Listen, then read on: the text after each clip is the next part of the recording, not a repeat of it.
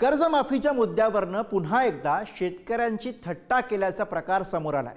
विधानसभा निवडणुकीपूर्वी महायुतीनं शेतकऱ्यांचा सातबारा कोरा करण्याची घोषणा केली होती, पण पुन्हा सत्तेत आलेल्या महायुती सरकारला आपल्या या घोषणेचा विसर पडलाय।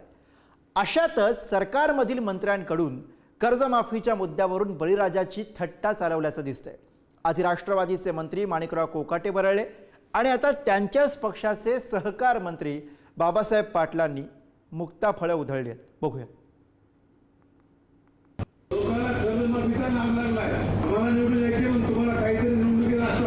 कुठलंही वक्तव्य कुणीही सरकारमधल्या व्यक्तीने करू नये। या आमदार खासदारांना पक्ष सोडण्यासाठी 100 कोटी मिळतात, तसे शेतकऱ्यांना मिळत नाही। वादग्रस्त एखादं विधान करून सरकारला त्रास होईल असं करू नये, स्वतः मुख्यमंत्र्यांनी सर्वांना सूचना दिल्यात। राज्याचे सहकार मंत्री बाबासाहेब पाटलांनी शेतकऱ्यांच्या जखमांवर मीठ चोळलंय। लोकांना कर्जमाफीचा नाद लागलाय असं वादग्रस्त विधान केलंय।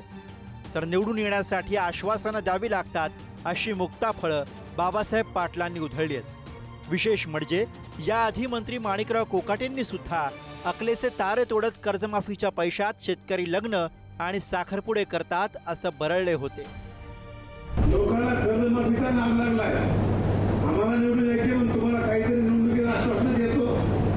लोकांनी ठरवायला पाहिजे अगोदर काय मागायचे। एखाद्या गावामध्ये निवडणुकीत आधी बैलासारखा माणूस गेला आणि लोकांना सांगितले की आमच्या गावाला नदी आणून देईल, त्याला आम्ही मतदान करणार। त्याने काय मागं ठरव ना, अनिल भाईकास म्हणले आजची वेळ हलण्याच्या नदी देऊन टाकू तुला। म्हणून मित्रांनो, मागणाऱ्यांनी काय मागायचे ठरवा।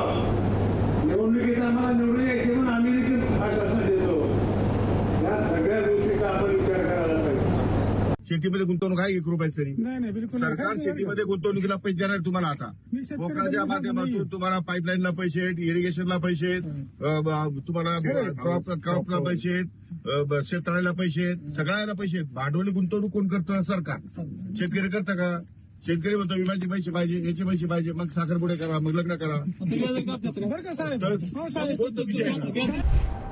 सहकार मंत्री बाबासाहेब पाटलांनी कर्जमाफीबाबत केलेल्या वादग्रस्त विधानानंतर शेतकऱ्यांमध्ये संतापाची लाट आहे। विरोधकांना सुद्धा टीकेचं आयतं कोलीत मिळालंय। त्यामुळे महायुती सरकारची चांगलीच गोची झाली आहे। परिणामी राज्य मंत्रिमंडळातील इतर मंत्र्यांनी बाबासाहेब पाटलांचे कान टोचले। बाबासाहेब पाटील यांनी काय म्हटलं आहे? शेतकऱ्यांना कर्जमाफीचा नाद लागला आहे, निवडून येण्यासाठी आश्वासनं द्यावी लागतात आणि ते काही पूर्ण करण्यासाठी नसतात।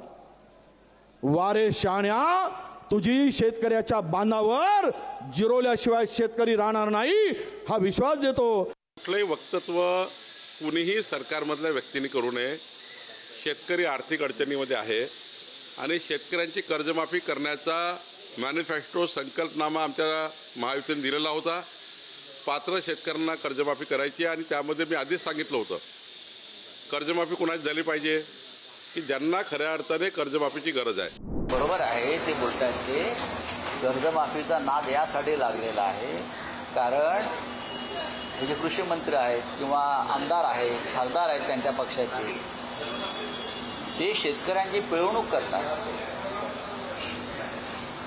या आमदार खासदारांना पक्ष सोडण्यासाठी 100 कोटी मिळतात, तसे शेतकऱ्यांना मिळत नाही।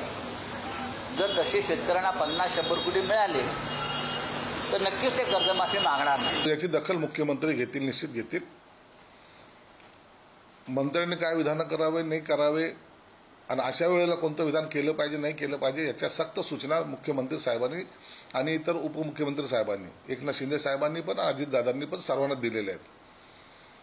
अशा वेळेला वादग्रस्त एखादं विधान करून सरकारला त्रास होईल असं करू नये, असं स्वतः मुख्यमंत्र्यांनी सर्वांना सूचना दिल्यात आणि म्हणून अशा या स्टेटमेंटची ते निश्चित दखल घेतील। सहकार मंत्री बाबासाहेब पाटलांनी केलेल्या विधानावरून मंत्री छगन भुजबळांनी सुद्धा नाराजी व्यक्त केली आहे। या प्रकरणी अजितदादा लक्ष घालतील, कोण काय बोलतं यावर त्यांचं लक्ष असतं असा चिमटा काढला। तर टीकेची झोड उठल्यानंतर बाबासाहेब पाटलांनी दिलगिरी व्यक्त करत वादावर पडदा टाकला।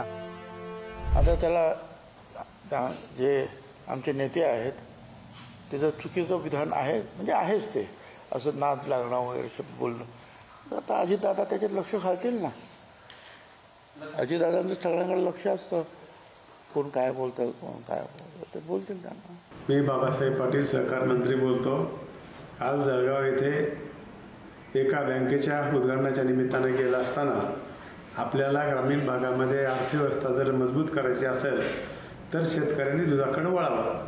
अर्बन बँकच्या पतसंस्थेने देखील या शेतकऱ्याला कर्ज द्यावं. ह्या योजना फक्त कर्जमाफीमध्ये बसत नाहीत. एवढंच माझ्या पाठीमागेला म्हणण्याचा उद्देश होता.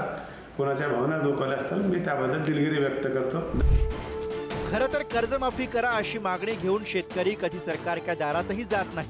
राजकीय नेतेच मतांच्या फायद्यासाठी कर्जमाफीची घोषणा करतात, पण सत्तेत येतात हेच राजकीय नेते बळीराजाला भिकाऱ्याची उपमा देतात.